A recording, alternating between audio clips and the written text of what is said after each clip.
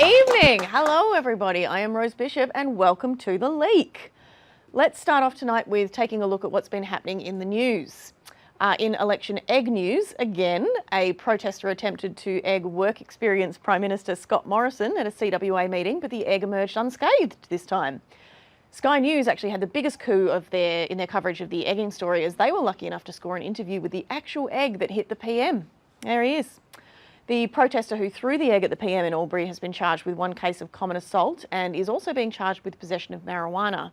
She's set to face the Albury local court, which to date is actually the most severe punishment a white person has ever received in relation to drug possession. Fun. In other news, 2 strands of a dangerous viral infection are currently sweeping the nation, and I'm not talking about the Labor and Liberal parties. I'm talking about the flu. Some particularly deadly strains of the influenza virus are currently circulating, with a death toll of 25 people already this year in Queensland alone. To fight the deadly twin viruses, experts recommend getting plenty of fluids, plenty of rest, and voting Greens for the love of God. Experts recommend vaccinating against the flu, but they warn that whilst there is, of course, no evidence that vaccinations cause autism, there is still a risk that they could cause weird and unpleasant short-term side effects like fever and Clive Palmer. Foodora, the bicycle delivery company, is leaving Australia despite owing nearly $8 million in unpaid wages and superannuation to delivery riders. Who would have guessed that a food company named after an actual fedora would turn out to be shifty? According to the app, the unpaid wages will be paid out and are due to arrive in 30 days. No, 40 days? Oh, this money's never coming, is it? Speaking of startups, an Uber driver in the US was recently laid off after it came to light that his background check had failed to pick up on the fact that he was an accused war criminal. Apparently, Uber screens its drivers about as thoroughly as Pauline Hanson screened her One Nation candidates this year. The driver is currently facing legal proceedings related to his alleged war crimes, which is great news and hopefully only the start for rideshare-based justice, because as far as I'm concerned, any Uber driver who doesn't offer me a mint and asks me open-ended questions about what I've been up to lately should be punished to the fullest extent of the law. Leave me alone. In Jizz news, a batch of bull semen has broken sales records after selling at auction in Adelaide for $67,000. The semen from highly prized Wagyu bulls will ultimately be used to breed the contents of your next slightly upmarket Macca's burger. The semen itself is stored in straws, which is probably good news for all the marine life affected by pollution from disposable straws, because that visual makes me want to never, ever drink out of one again as long as I live.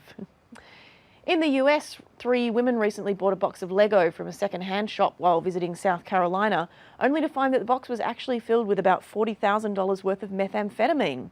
The women were thrilled, saying to reporters, with the money we'll make selling off this meth, we'll finally be able to afford some actual Lego. Now, as always, on to One Nation, who continue to be a surprise frontrunner in the race to be the horniest party this election, after the candidate for the WA seat of Canning, Jackson Reeford, posted pictures of himself showing off his incredibly jacked body. One Nation, the party stacked with racists and stacked racists.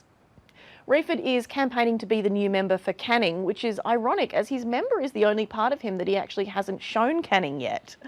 And from my end, much as the American public called on Trump to show them his tax returns, I now call on Jackson Reeford here on The Leak to do the right thing, be a true public servant and show us that dick. Much as Trump once called on Obama to show us his birth certificate, I call on Reeford to show us that dick certificate. I don't know what that means, but I want to see it. Give the people what I want, because I'll tell you what, he might be deeply anti-immigration, but I would open my borders for that guy, if you know what I mean. I don't know what I mean. We'll just, actually, can we just see that picture again? There it is. Reeford's campaign so far has focused on ceasing foreign aid and reinvesting the resulting $4.2 billion worth of savings back into Australia, presumably to spend on protein shakes in order to sustain one of Australia's greatest natural resources, dat butt. There it is. We've had to blur it out, but rest assured it's very good. I could do these jokes all day, but I won't. I'll just say this. Going into the polls, Reeford is asking people to number his box, but I just want to state for the record that if he is keen, he can put his number in my box any day of the week. I'll even let him vote below the line. Sorry, I'm not actually even sure what that last one meant. I'll get someone to ice me down in the break. It'll be fine. And finally, in environment news, Scott Morrison has identified a bill that restricts testing makeup on animals as an example of his government taking action on the extinction of 1 million plant and animal species due to climate change, which was raised by a landmark UN report. I'm personally not sure how protecting animals from animal testing helps climate change, but I can only assume that Morrison thinks that the animals will have more time to recycle if they don't have to fuss about with putting on a full face of makeup every day.